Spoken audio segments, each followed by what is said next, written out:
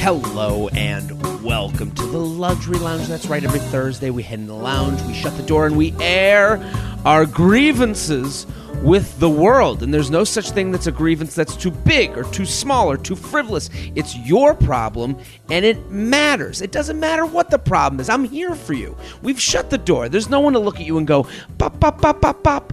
But there's other problems. People are starving. Nobody's starving. We are full of complaints in the lounge. And you can send in yours to jtrainpodcast@gmail.com. That's jtrainpodcast@gmail.com. If you're listening right now, I'm on the road, baby. I'm on the road again. Your Papa JT's on the road again.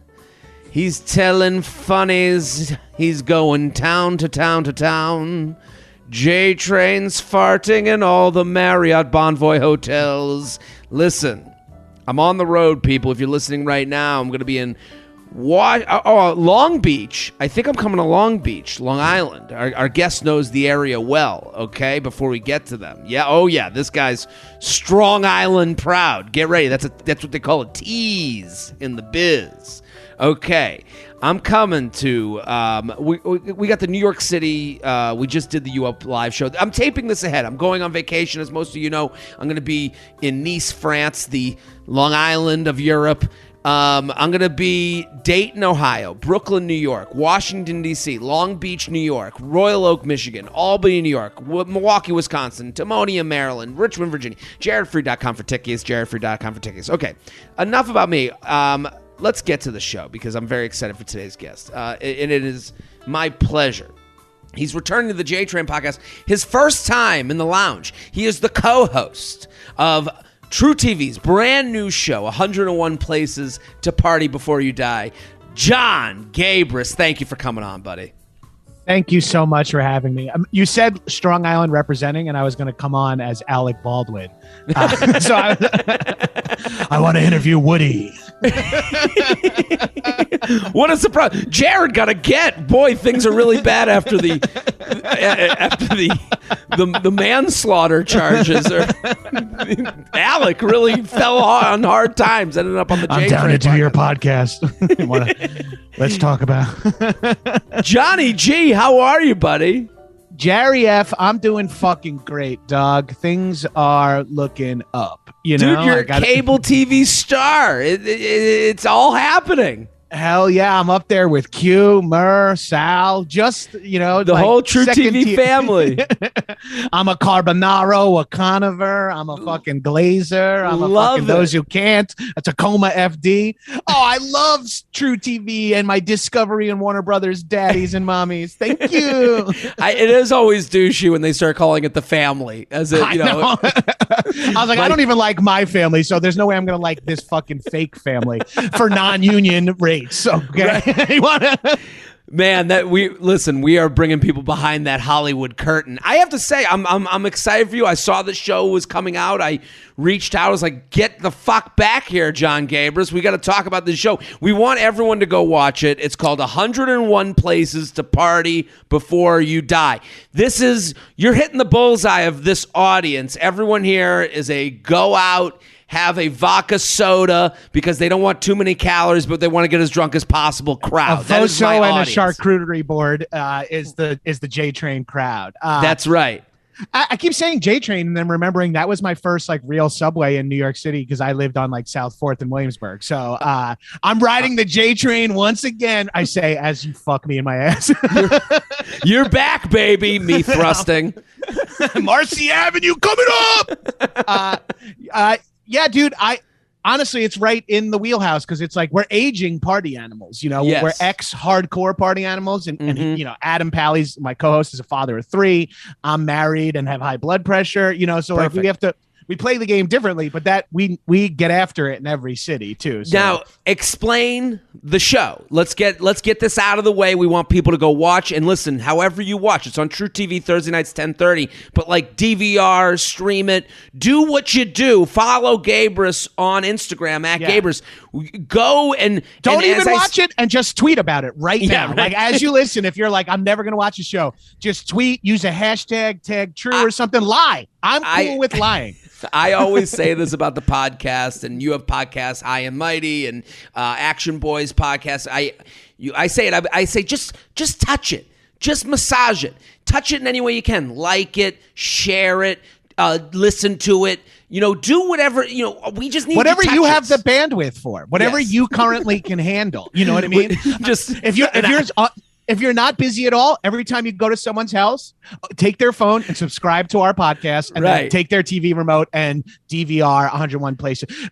When you go hometowns, when you go home to visit your family, add us to all the fucking devices. Just don't do delete it. Until juice the numbers. Yes, do whatever. It is sad that like our goal in life is for people to laugh. And we're sitting here. We'll spend the next hour begging people. Just retweet it once, please. Please. I'm all about the comedy. I'm a pure artist, but please retweet it so my wife can have health insurance in 2023. So explain the show to the listeners. So Adam and I have been friends for a really long time doing comedy. We first started traveling doing UCB Tourco together in like the mid-aughts. So we got Adam. Everyone knows Adam. From Mindy Project, Happy Endings, Sonic movies. Wow. Okay. Sonic drive-through, ordering a corn dog. So him and I have been traveling together, doing Tourco. And as you know, as a touring comedian, you find yourself being like, well, while I'm here, I'm in Baltimore. I might as well find the crab spot. Oh, yes. I'm here. I might as well. So we chased that for a while. And then as we got older, more and more shit kept happening where we were on the road together, whether it's bachelor parties or like we're traveling for other gigs. We went to Italy to shoot a movie together. And we were like, this is more fun than shooting the movie is finding the best prosciutto in Tuscany on our own. That's a journey I can get after. Memorizing lines sucks. So after that, we were like, we got to fucking figure out a travel show. What's our angle? And our angle is that we're 40 years old. That's the phrase. Yeah. And I'm not worried about dementia or anything like that. We're 40-year-old ex-party animals who are still trying to get after it. And what does that mean when you're 40? And, like when we go to Miami in tonight's episode, July 21st episode, when we go to Miami, we don't hit one club.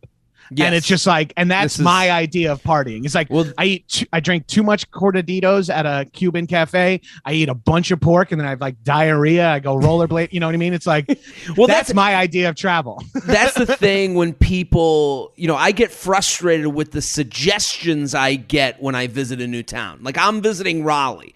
I get here and I got 5 shows and during the day you're like, and then you want to like ease into that show, and then maybe at night you want the bar that's staying out a little bit later, that has seats at the bar, has some music, has some liveliness, and then someone will look at you and go, you gotta get the triple attack burger at the Raleigh Fat Company, and you're like, I don't need that right now.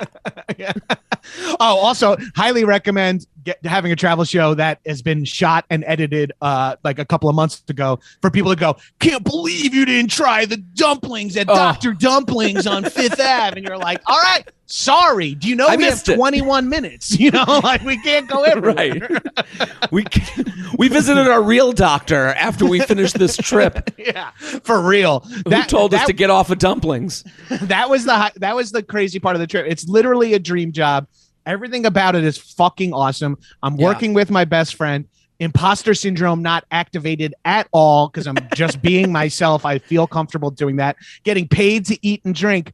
But the one negative is it's physically hard. Like I can't imagine. So give me the cities you go. So Miami. Give me the cities that you go to during the season.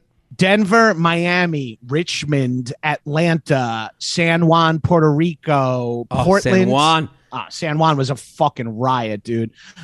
Portland, Moab, Utah, and Maui, Hawaii. Yeah. Wow. What now? The flight to Miami to Maui.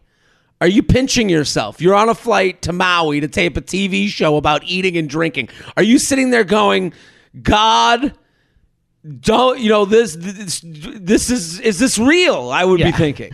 Flying from Salt Lake City to Maui on True TV's dime, waiting and knowing you're landing to go eat at dope spots and take a surfing lesson in front of Zach Knighton and all this shit.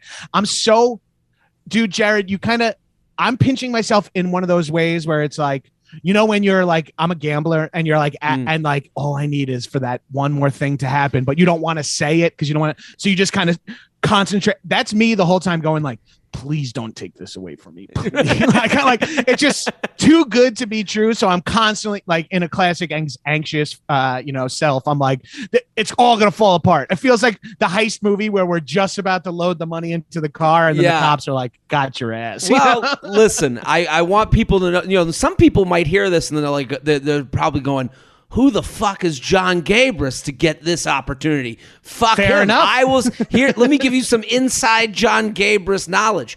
I've never heard a bad thing about you from anyone I've ever met. Everyone has good things to say. You deserve it. You a good guy, funny. All the feedback is good. You and I have only met over Zoom, and I even thought, I was like, oh, it works over Zoom. Sometimes you get on Zoom with people, and it's like, all right, we'll figure this out. You're funny. This is all deserved. I'm so excited for you. Yeah, we owe it to Libby, our matchmaker, who seems to, for some reason, like both of us, and that's a good sign. Well, thank you so much for saying that. And look, if I was watching this show, I would say, who the fuck is Jon Gabrus as well? Because it's jealousy inducing. But the thing that's interesting is it hasn't induced jealousy in my fellow comedy friends, because a lot of them are like, I can't do that shit. Like, I'm a voice on Big Mouth. That's a waste of my time. but also, I want to watch this show through your eyes. From having met you, from knowing you, and anyone listening to this podcast, you're a good avatar for this experience, because I want to go to Miami. I want to eat where Gabrus ate, but I don't want to maybe have the pork. I want to have the cortadito.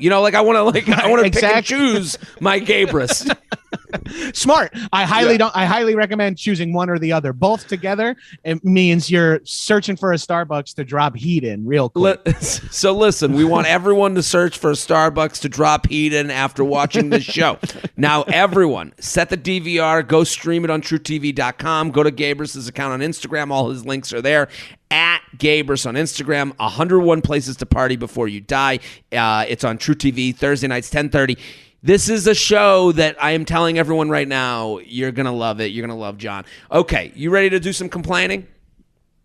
Always, brother. I'm like, 6 seconds away from it at any given moment. Let's rock. So excited. Okay, good. I'm going to start with my complaint. The only upsetting part about doing this over Zoom with you is you can't hear the music. I do intro music for our complaints, so I'm going to have to send it to you on the side. But, okay. Hit the music, Shelby. Jared, he has some problems. Jared, he's got some issues to do. Get off his chest right now. Jared has a lot of issues. Jared has a issue with a lot of things that we can discuss. Can you relate to the problem now? Okay, my luxury lounge complaint. My luxury lounge complaint. Have you heard of crumble cookies? I have heard. I literally this morning saw, maybe it was you, someone tweeted, I didn't hear of crumble cookies till yesterday, and now all I know, the only kind of cookies are crumble. Was that you? That was me. Okay, yeah, I was like quick Twitter shitting reads. Yeah. That makes total. So truly, the first time I heard of crumble cookies was from you via social media, so I'm stoked to hear what the fucking drama is. So I didn't know. I have heard the last week, all I've heard about is crumble cookies.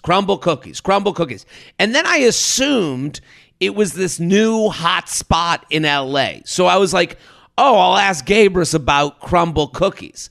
Then I go on to Google.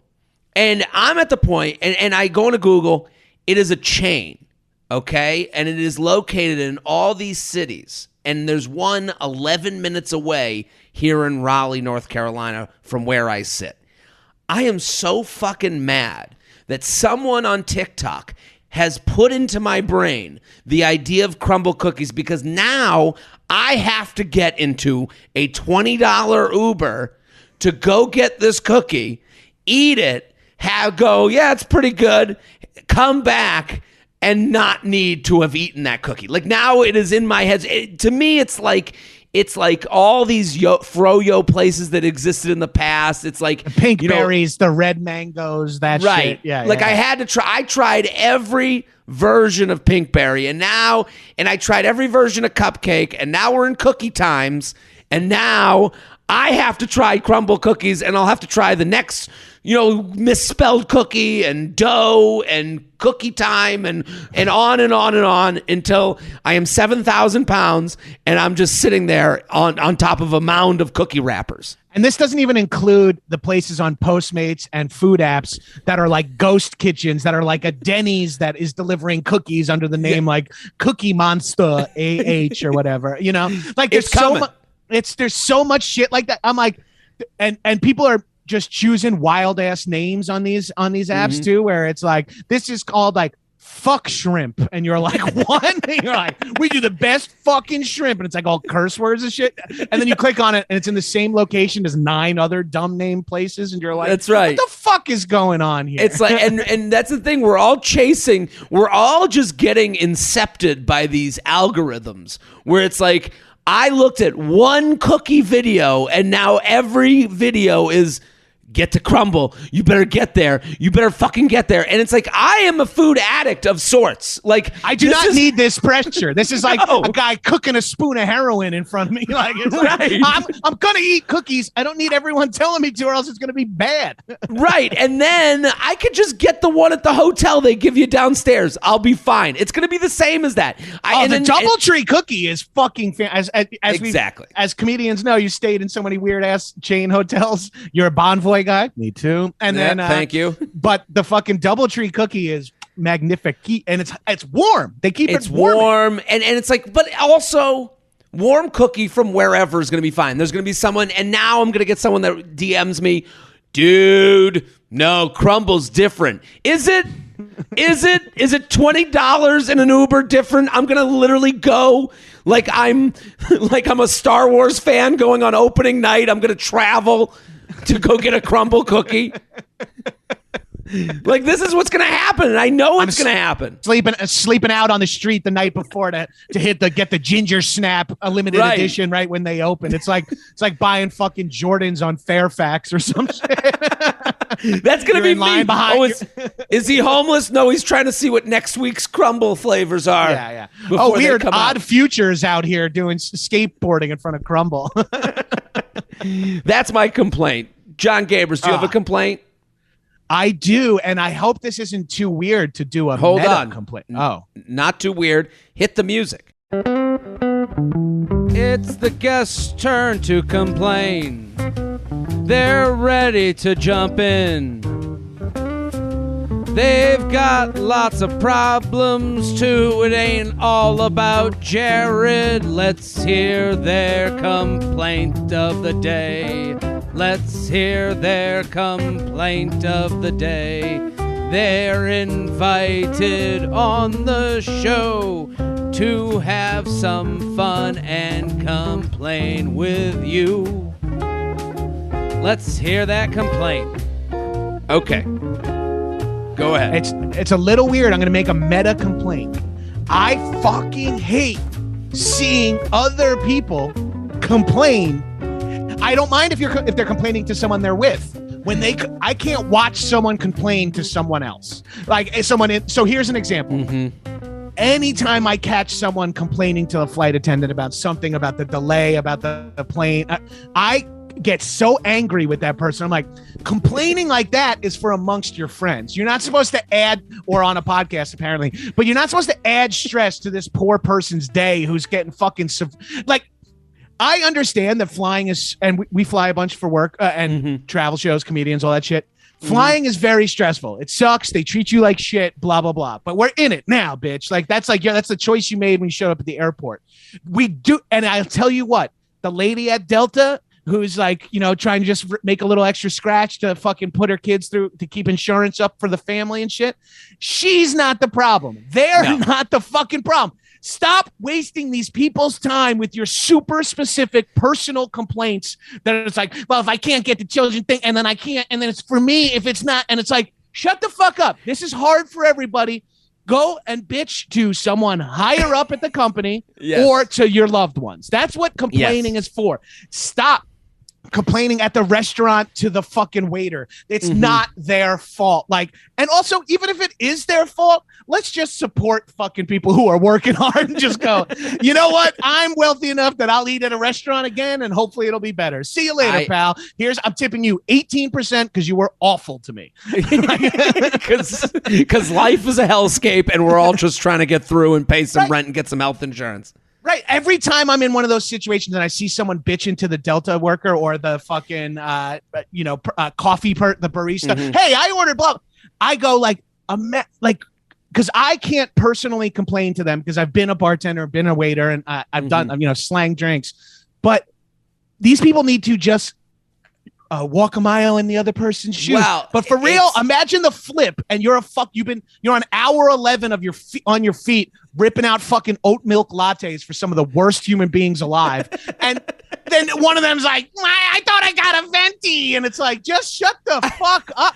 It's okay to say my order was wrong. Can I have something else? But it's not a problem. Just fucking deal. Nobody cares about anyone else, and I mean, at all. It is first of all, they wrote a frickin' phrase called "Don't shoot the messenger," for these people. So it's when you go to the Delta person and you go, another delay. You're okay. She's like, I'm not fucking fixing I'm not screwing lug nuts in on the bottom of the plane. I'm sitting here answering questions from you assholes who want aisle seats so bad. Yeah, I'm the messenger. We wrote this about you. You're a shooter of the messenger. Do you hear yourself right now? Yeah. I was out for coffee the other day, and I'm at this coffee place that I frequent. Okay. The woman who's behind the counter is probably one of the women that works there is the most nice person that I've ever come across in the service industry. I see her most days I'm at home and she's like, hi. She's always sing-songy. No one is bubblier and better than her. She is just a bright light in this dark world.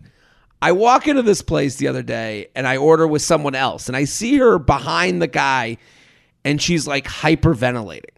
She's having a moment. And I go, and she comes over to the counter and she's legit on the precipice of full meltdown. I thought maybe even can't breathe, having hyperventilating.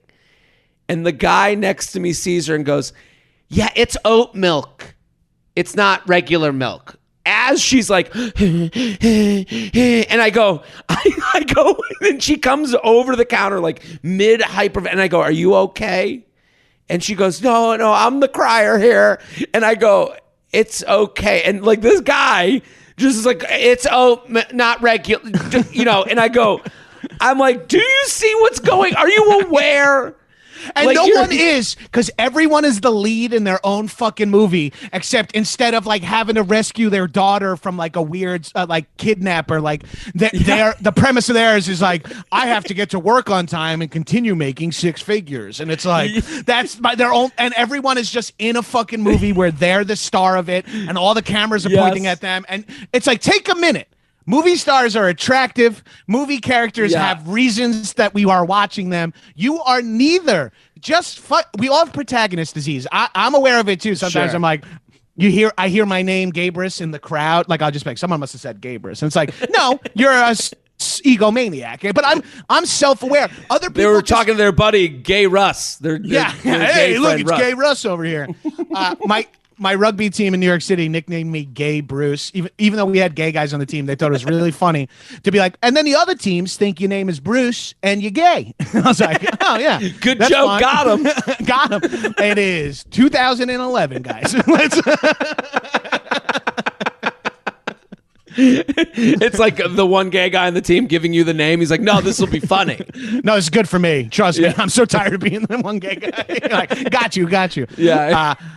And just to shout out, we would have had more gay guys on our team, but there was an all-gay male rugby team in New York City. That's how fucking diverse New York City is that you can get 15 gay dudes together to play rugby. Who know how to play. Yes! Yeah.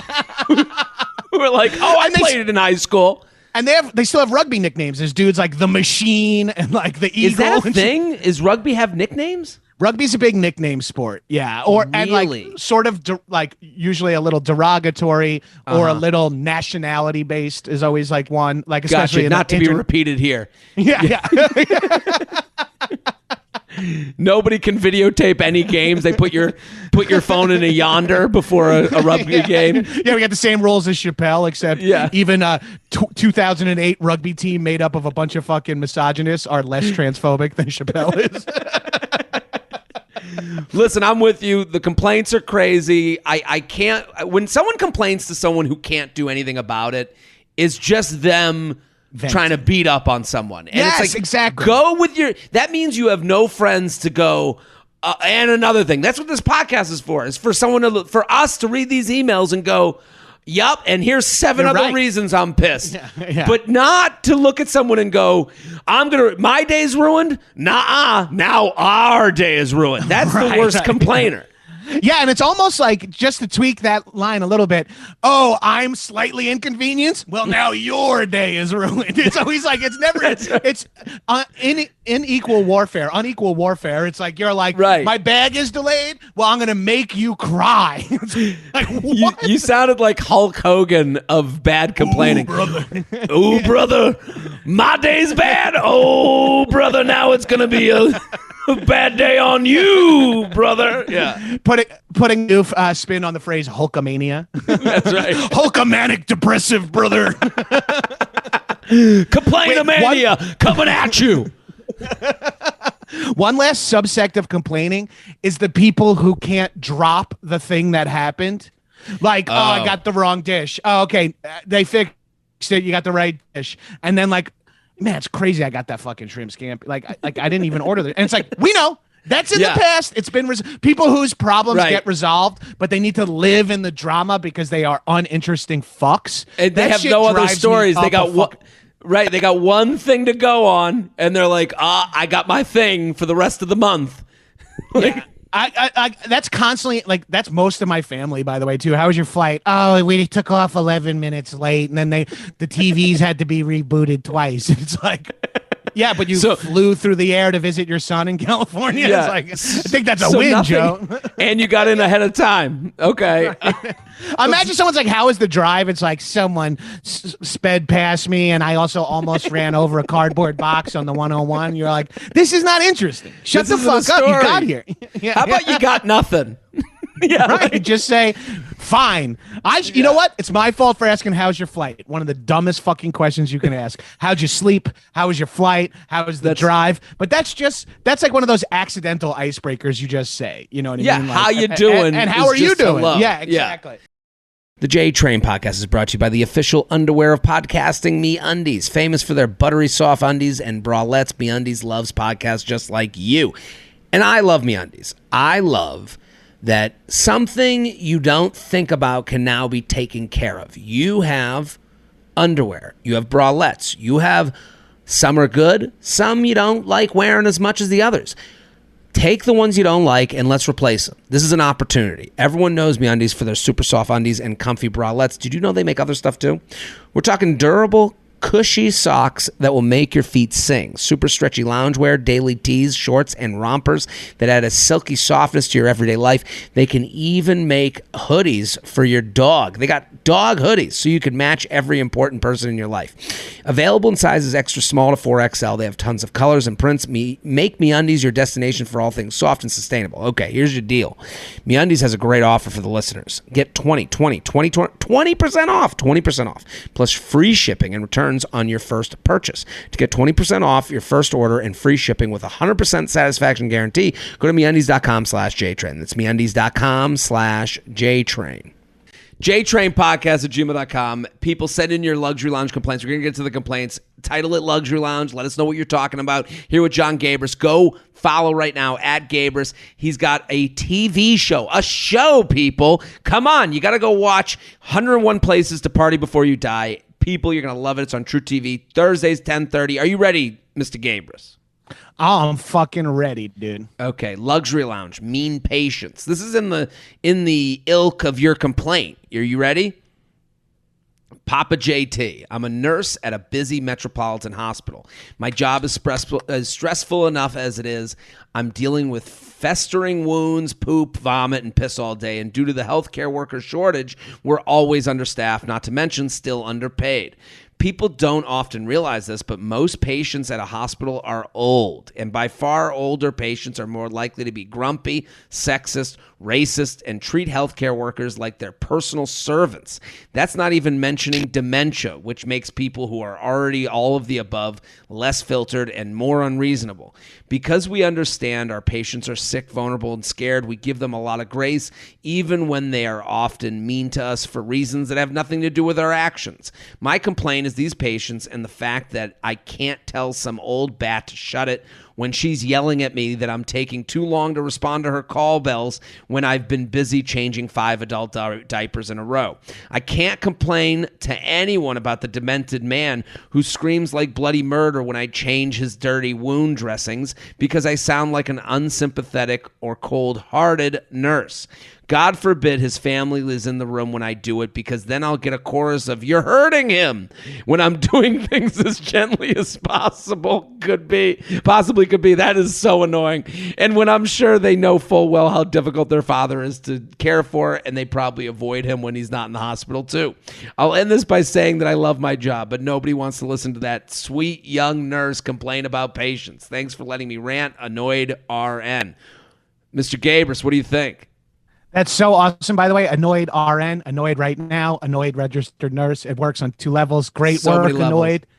Now, this is an interesting choice of luxury lounge complaint for me because my brother and mother are both nurses. Okay, so you've so I come from a family of nurses to the story. And my brother will tell me horror stories of absolute pricks, just like family members who are like berating the person at the desk, berating every nurse who think they know what's best for their brother who's laid up, and like all this shit. And it's insane to hear how the way people will talk to the nurse that is taking care of their family, which is like that never touched my life, because the second I was old enough that my grandparents were in hospitals, my mom was already a nurse. So we had like this found respect for nurses. I still hate hospitals, but I have such a new respect for nurses. And we're and then just watching people mistreat nurses, from patients to other, to doctors, watching everyone, it's a fuck, these people are, that's like a hardcore old school blue collar profession. It's like nurse, cop, firefighter, train conductor are the 4 jobs that have been around forever, and it's that's a fucking, we owe these people. Pre-COVID, we owed these people a ton of respect. Yes. Post-COVID, they risked their fucking lives for us. I mean, so did every fucking barista and deli worker. Sure. But at the same fucking time, relax with them. For fuck's sake, trust them. You sent your dad to this hospital. Also, everyone has on their holster Google. So they're now challenging people even more. They're going, but I looked up this first thing that came up on Google and you're doing it wrong. And what about this? What about this commercial that I see for this new antidepressant, this new pain reliever? And it's like, nobody knows how little they know anymore. That's the big problem. And then they have to get dumped on by these people that come in and go, but on Facebook, my friend said, and you're like, you can't even, you have to sit there going, yeah, no, that is an option, but not one we're going with, because you have to be nice. You can't just look at someone and go, I wish these nurses should get one of 2 things, okay? They should get a belt that has 3 flags on it that are fuck off flags. I'm pulling off. They throw it like a ref. Right. They get 3 a day. So They pull off a flag and they go, I'm dropping it on the field. Someone blows a whistle and they go, shut your fucking mouth. You saw it on Facebook. You're a fucking idiot. Like they get one 30-second rant on a patient or their family. Hell yeah. You're allowed to go off and then time is up. Let's go. Now we move on. Or their break room should have a big dummy that's in the shape of a human that they could scream at and punch while in the break room. Like the hospital isn't, because this is the real issue here is the hospital doesn't admit to the monsters that people have to deal with every day. Right. Because it's like they can't. These people are in distress. Like their loved one is in the hospital. It's hard on them. So they're going to, misdirect their anger, their sadness, and take it out on the people. Weirdly enough, the people that it always gets taken out on are like the lowest paid, hardest working people. Whether the frontline workers, that's why they're the front line. So we have to admit, it's like in the liquor industry when you have breakage, so to speak. When you work in an industry, there's breakage. We need a human version of breakage where we admit to the fact that people are broken. Right. Yeah, we just cop to it. Hey, this shit happens sometimes. This happens. People are. That's why we're going to give you 3 flags to deal with broken people. The nurses' break room is kind of full of shit talking patients and patients' families, I'd imagine. And then the other big thing that happens in nurses' break rooms is insane smells because everybody is from a different culture. Oh my God. Nursing is a real like immigrant class jumping job. Like a lot of, people of all different nationalities are nurses, and they're just like microwaving shit that like your random white kid from Long Island has never even heard of before. And it's like, what does that smell? It's like, it's jerked catfish with etouffee. You're like, oh, okay.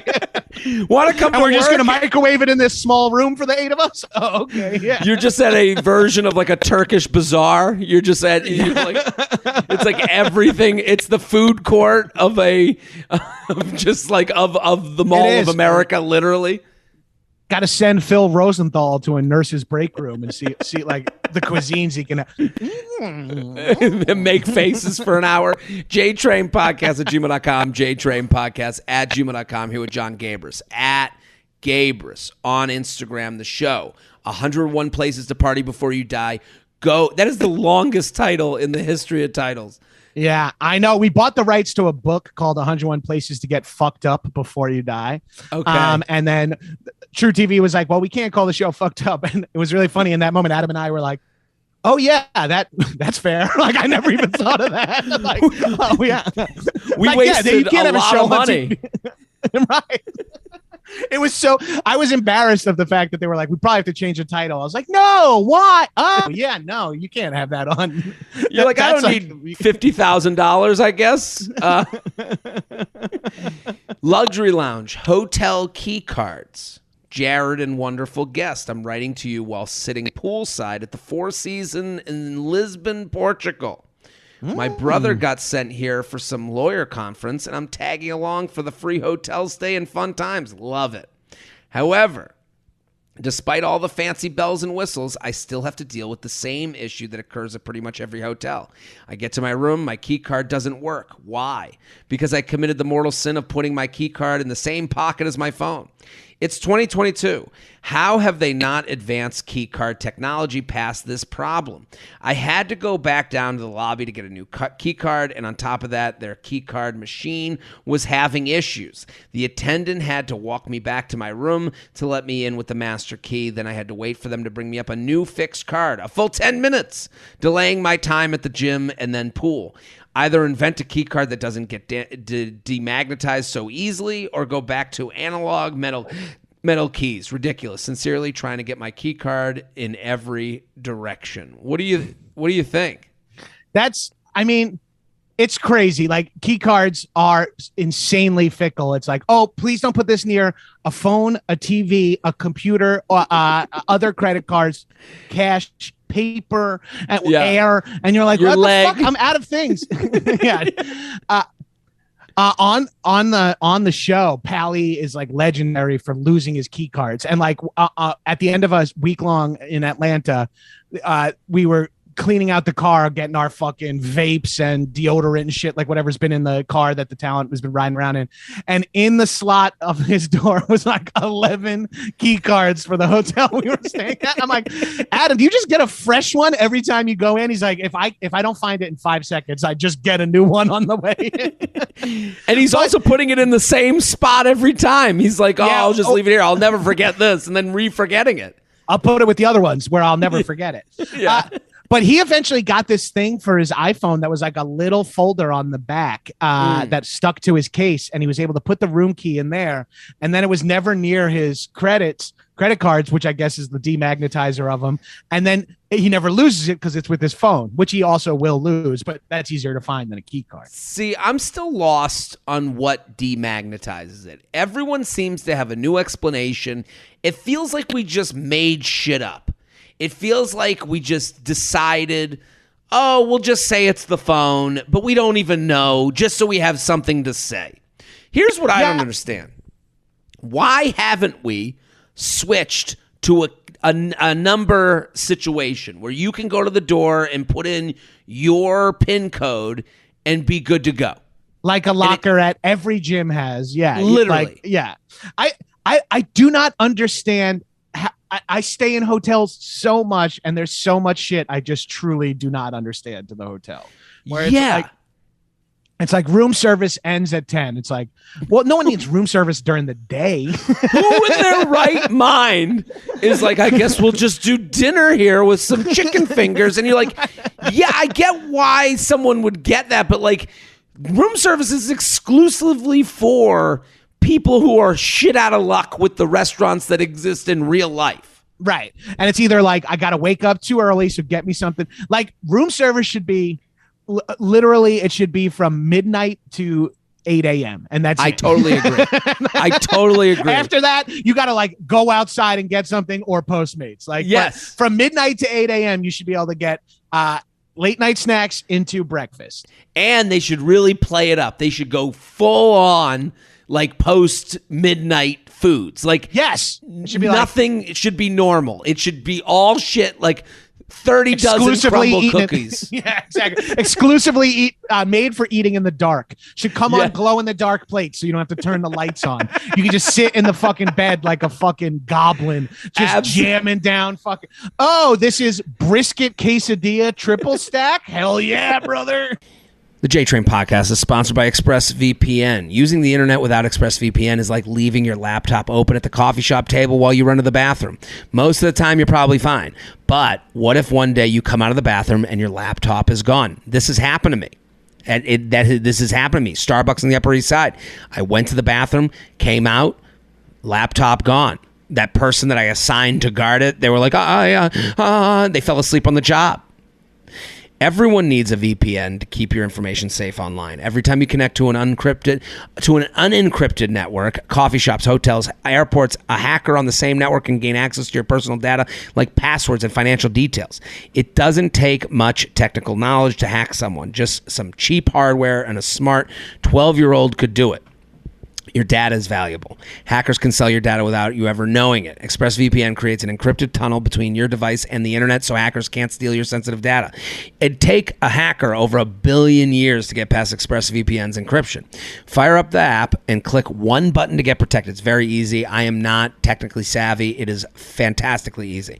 ExpressVPN works on phones, laptops, tablets, and routers. I use ExpressVPN because I know it's going to keep my data secure wherever I am. It's important for me to use ExpressVPN because it gives me peace of mind. Secure your online data today by visiting expressvpn.com/JTrain. That's expressvpn.com/JTrain to get an extra 3 months free. expressvpn.com/JTrain. JTrain podcast at gmail.com here with Jon Gabrus at Gabrus on Instagram. 101 places to party before you die. Go, go, go. True TV. Get it taped. Luxury Lounge. Billionaire Dirty Dog Bowl. Jared, I live in a Midwestern city where the summers are often brutally hot and humid. We have thoughtful neighbors who put out water bowls on the sidewalk in front of their homes for the neighborhood dogs to get a refreshing drink during these grueling summer months.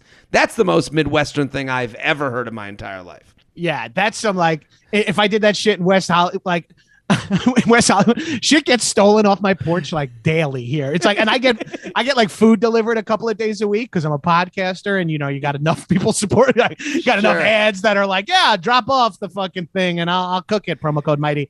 And so, it's getting stolen like once a week. If I put a dog bowl out, I know it would disappear.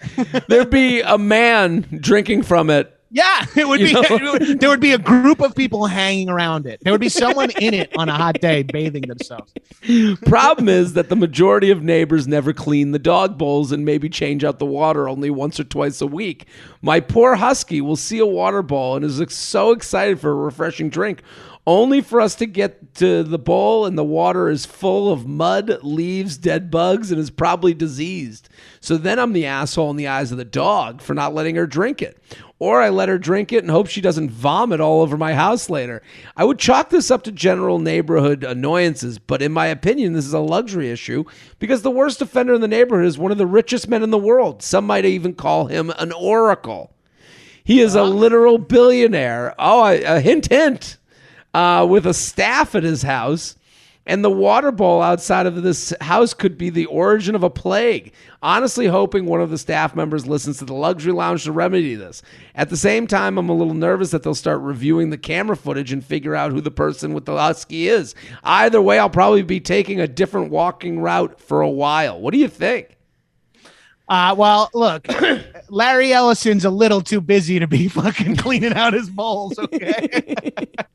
Now, this is a solid complaint, but I should say, as a dog owner, I don't let my dog drink out of the bowls outside of coffee shops and shit. Like, a husky's a different story. Those overheat very easily. I don't know this. They're built for the snow. So like hot is hard on a husky. But I don't let my dog drink. You never know. Like, and that's the Midwest thing, is like, I trust this bowl of water. The city thing is like, someone took a shit in there. Someone poisoned this on purpose. This has fucking opiates in it or whatever. Like, you're just assuming the worst. And I'm like, my little dog, Arthur, I'm like, no. Like in Brooklyn, the coffee shops always put out a water bowl. And I'm like, no, someone, I just saw a guy washing his thing. Get the fuck away from there. Like, I wouldn't normally, but if you're going to put the bowl out, if that's the thing you're going to do to be like a neighborly person, then you got to go the full fucking Monty. You got to go all the way. Right. And you can't just have a bowl out and now you're a good person. Also, they're writing this. They said the Oracle. I think I know who it is. This guy is known for, and there's a reason they live on the same street as a billionaire, because, usually billionaires live on Billionaire Mountain amongst their billionaire friends and out of sight, out of mind. This particular billionaire is known for being like, I live in the same house for 50 years. And it's like, dude, like, if you're going to be the billionaire on the block, I know you're making us you're Mr. Humble, you're Mr. Just Like Us. And it's like, we cannot get out of our heads that you're a billionaire. As much as you want to wear the clothes from Kmart and drive the same car for 80 years, we still know you don't have shit to worry about forever. So you have the time. When you only buy one box of my daughter's Thin Mints, I know you fucking cheap ass motherfucker. Yeah, I know. We know. Cool that you live in the neighborhood. Great that you wear a Kohl's polo every day. But chalk cough it up, Poppy. Get the fucking money out there. You can't that's the thing. You can't tell us you're saving all. Oh no, I'm just like you. And then also let us know you're a billionaire. It doesn't matter. We don't care. I would rather you be on a jet ski on top of a whale in the middle of the Mediterranean. So at least I could watch you and hate you from beyond and know that my life is just fine. And I don't, it's not like you would want my life anyways. Now you're doing my life while having $1 billion and not cleaning out your dog bowl. Get the fuck out of here. And look, he's not going to go down there and clean the bowl himself. He's got a fucking fleet of people work. Yeah. Hey, I'm just like everybody else. I live in my childhood home with a crew of manservants that take care of all the basic needs of my day. Right. It's like, oh yeah, just like us, bro. Just like us. Run a fucking faucet out there to the front so that people can clean the bowls themselves. You got the money, put in a little fucking pipe. Yeah. JTrain podcast at gmail.com, JTrain podcast at gmail.com. Here with Jon Gabrus at Gabrus. Luxury Lounge, quit knocking on my door. Feather, Jared, and guest. I'm a huge fan of all your podcasts, including JTrain You Up and my personal favorite, The Bachelor. Can't wait for the live stream season. We're in it, baby. If you love The Bachelor, I'm yelling at the Bachelorette every week. Get involved. Share my stories. My husband and I got to see your stand-up in Richmond, Virginia. Had us rolling. I hope you come back so we can see you again. I'm coming to Richmond. Where did you eat in Richmond, Gabrus? Oh, dude, if you go to Richmond, you got to eat at a spot called Cobra Burger. The food there was fucking awesome. Yeah, it's like a dingy like burger spot run by like dudes in full sleeves and long hair and beards, like all ex-hardcore musicians, and the food is fucking banging. And they're like one of the places that has 3 different types of whiskeys and 2 types of beer, and it's selected by the bartender, and it's like, that's all we got, bro. And the burger was fantastic. Highly recommend it. Burgers are always, I'm always like, what's the difference here? And then you get into a good fucking burger, you're like, wow, you took it to another level. Yeah, they do smash burgers there very, very, very well. It was a truly an amazing fucking meal. Yeah. See, this is the thing. That's how I want my suggestions given to me. When I say to you, where do I go in Richmond? You had a place locked and loaded. You had it right in the... You had the shotgun loaded with a Richmond... shot me with a fucking burger. And it's like, I hate when you ever ask someone for a suggestion, they go, well, what do you eat? And you go, well, you have no suggestion at all. Right. You got nothing. If I wanted a specific sushi restaurant, I'd ask you. I'm just asking you, like, blanket, what would you recommend? I want whatever pops into your fucking head the minute I say Richmond. You Cobra, done. I'm going. You just put me in the mood for it. If you went, well, where are you going? I have ended conversations when I go, oh, where would you suggest? They go, well, what are you in the mood for? I go, good to see you. Gotta go. Yeah, love to catch up. See you around. Anywho, my complaint is about delivery people knocking on my door, whether it's food, Amazon, FedEx, UPS, etc. My husband and I both work from home and are on video calls most of the day. Whenever we get a delivery, 9 times out of 10, they knock very loudly, causing our dog to lose his shit and bark, disturbing our client calls. Shouldn't these delivery people understand that everyone is anxiously tracking packages via their phone and knock on the door is overkill? Also, people knocking on our door unexpectedly makes me nervous in general. How do I know it's not a polite murderer? Please just leave the package and walk away. Would love to hear your thoughts on this silly complaint. Sincerely, don't come knocking on my door. What do you think, Jon Gabrus? I get it, man. Yeah. Activating a dog is always stressful, especially when you work from home. You're totally right. Have they, like, I know we're supposed to be yes-anding their complaints, but have you tried putting up a sign that says, please don't knock, working from home? Like, because we have to do that. But now you're the mean old man from the movie Up. Like, it does suck that you have to be that guy to, like, have a little bit of, peace and quiet. I do understand that. But the sign would help. I don't know, how do we decorate that sign in a way that makes it, come off less. Yeah. Like, live, laugh, love, please don't knock. In this house, we believe trans people are people. Black lives matter, and please don't knock when you come home. Some weird doily on the fucking door that explains. Maybe a poem of some sort. Like, roses are red, violets are blue. If you knock on this door, I'll fucking shoot you. Yeah, there it is. At least it's fun. Yeah, but I understand that complaint because we get constant deliveries to our house. My wife and I both work from home and are addicted to commercialism and capitalism. So, and active participants in the disgusting Amazon economy. Yes. But half of the time, like, it depends on the driver or the delivery person. Half the time they knock, half the time. I can't tell you the amount of times I was like, whoa, our food's still not here. Let me just check my phone. Oh, your food was delivered 17 minutes ago. And it's like just outside in the sun. And I'm like, fuck, dude. Hold on. My issue is with Silicon Valley. How in the world we have the technology in place to go on your phone, go beep, boop, bop, boop, boop, and all of the goods in the world are delivered within 24 to 48 hours, and you can't have a beep boop bop boop boop that goes, your thing has arrived, a push notification. That should be the only push notification that works, is Amazon has arrived, DoorDash has arrived, Uber Eats has arrived. This is the fact that a company that is built on data and technology is still doing the caveman knock like it's Fred Flintstone is crazy. That is a part of their whole business, is a knock. Everything is clicking. Everything is toot, toot, toot, toot, toot. Everything is that you're watching the little car drive down your street, and then they get there, and then they knock, and then they have to come in and feed it to you. It's like, right. There's like a slight. Let's keep the tech popping all the way through to the end. Yeah, let's go to the end. You have a tech audience. We have figured out everything. We can't get to the end, to the finish line. Right before the finish line, we're sitting there being like, how do we do this now? We're going back to caveman technology. Fuck that. They have the technology. They're not using it. They're hurting people's hands. Their delivery drivers' hands are getting all calloused up from all the knocking. And we're having dogs go crazy. It's insane.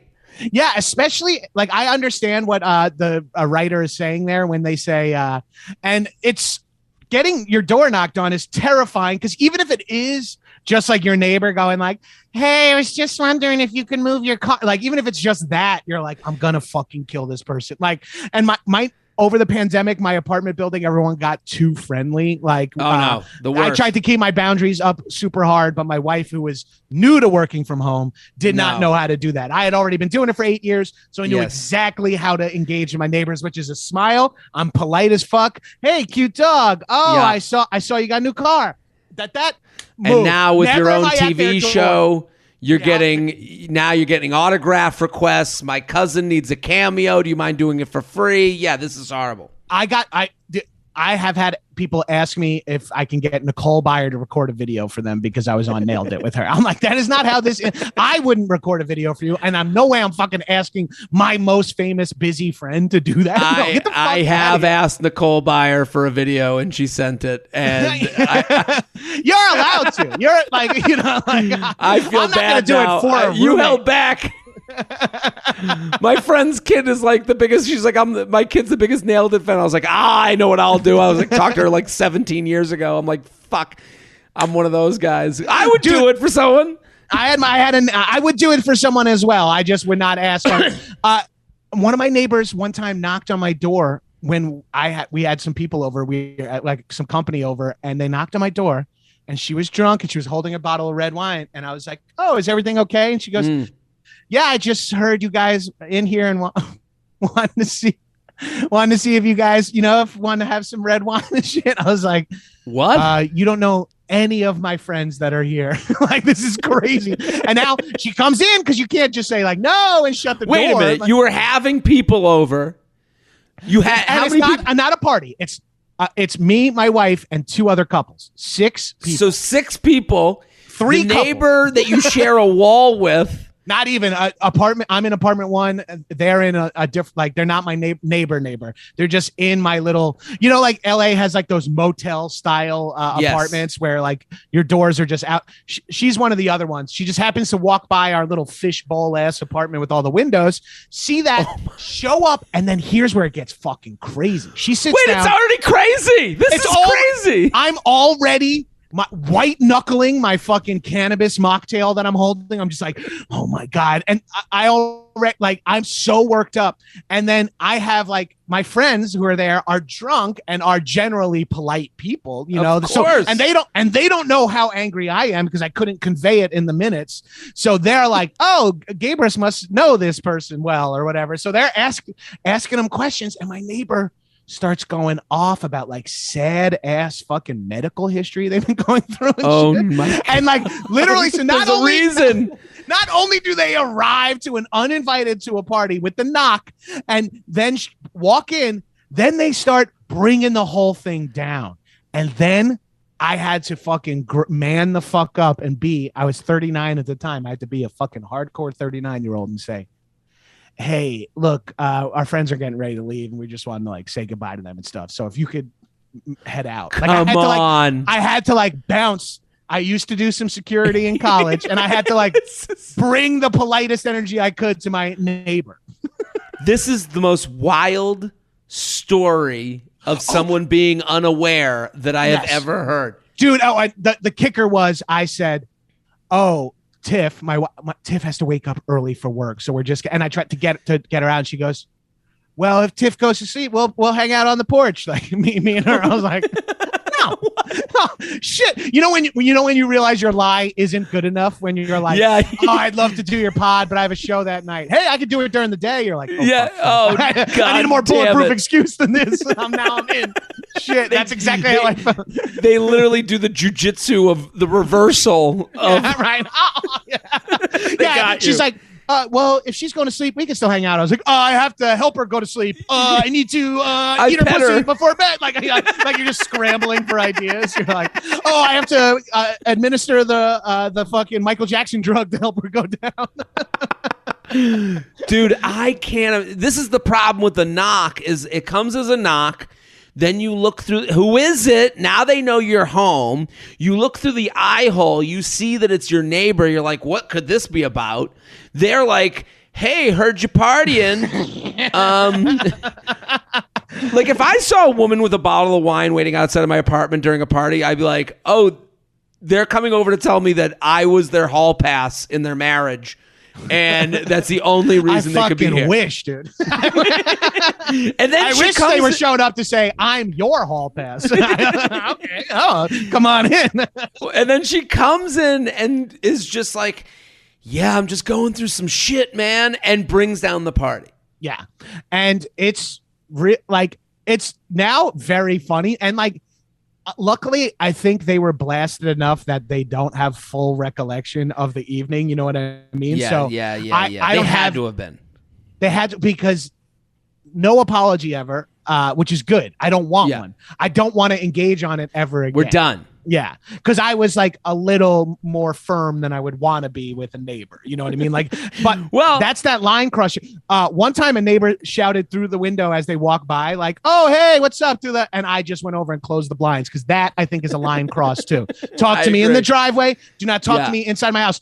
A part of apartment living is you just understand that yes, we're all living on top of each other, but each other's apartments are each other's apartments. That is like a safe zone. Yeah, it's a safe zone.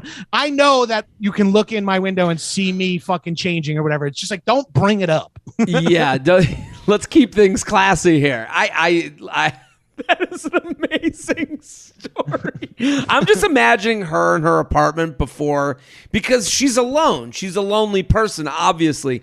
And I'm imagining her in her apartment doing that pump up of like, of course they want another guest. You're bringing a bottle of wine. Of course, these are people. They're your age. Go over there. Just introduce yourself. Like, I could see that pump up thing going on. Exactly. Like, they're having a party. Yeah. They're having people over. It's like, that's what you do. Yeah. You're beautiful. Go. Let's do one more. You ready? Yeah. Okay. This one's called Luxury Lounge, Office Adele. Praise be to the board lord, Feather Feather.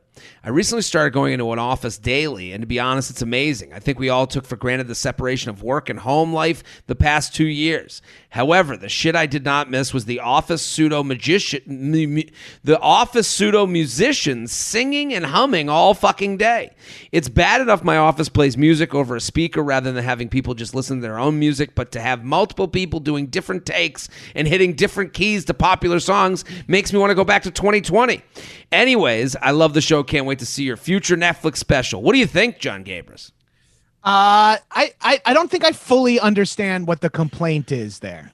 So the complaint is that they go into the office and they play music and people are singing along with the music that's being played over the speakers. No, see, step one, no fucking speakers, headphones. Yeah.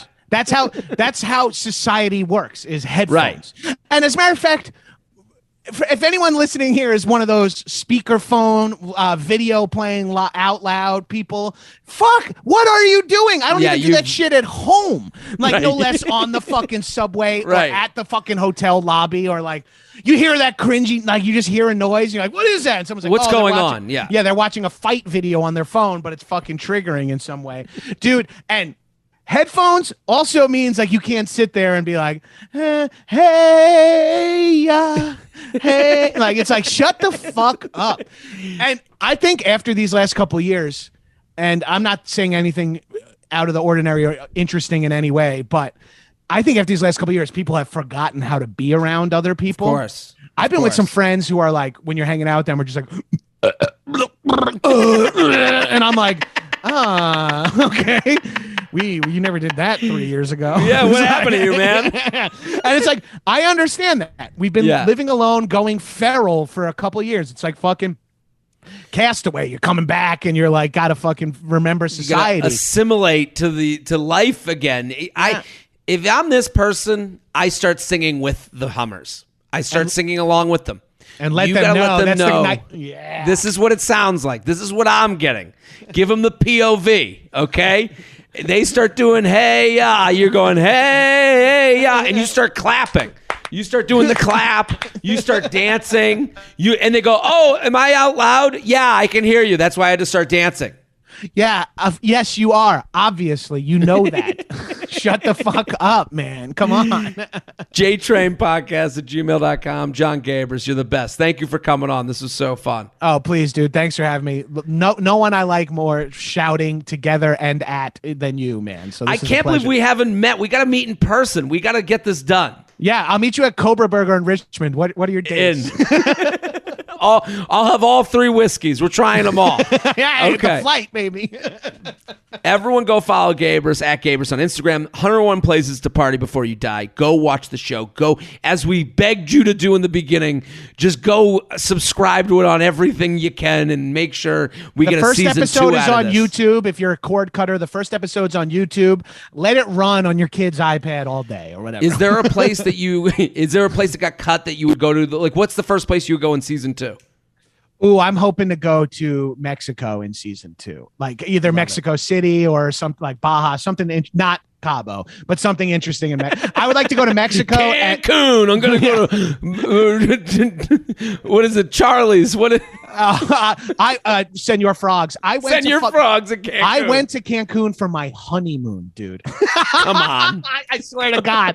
Dude, that's how much of a party animal I am my whole life. No, we went off season, obviously, because I got married in the fall. But my mom had went to this hotel and she loved it so much. And she was like, I want to get you guys your honeymoon as a wedding gift, since Tiff's parents helped pretty much. We split the wedding with them. So my mom's like, I want to get you something big. How about I pay for your and we were like, we want to go all inclusive. So it's like one price. And my mom's like, I just stayed at the most beautiful hotel. We go to it and it's the hotel from Real World Cancun. Like it's the my God. I love it. Yeah. And it was beautiful and it was amazing. And it was honeymoon-esque because it was off season, but it was truly funny to drive by an empty Senor Frogs on your way to your chocolate covered strawberries and champagne. Gabrus, I don't mean anything by this, but if I had a lineup where I would just tell people where they went on their honeymoon, I would get to you and I would go, Margaritaville, Cancun. Yeah, you're going to get warmer, perfect. Yeah. Everyone go follow Gabrus. I'm Jared Freid. We're here every Thursday in the lounge. Keep sending your emails, jtrainpodcast@gmail.com. We'll be back next episode. Boom.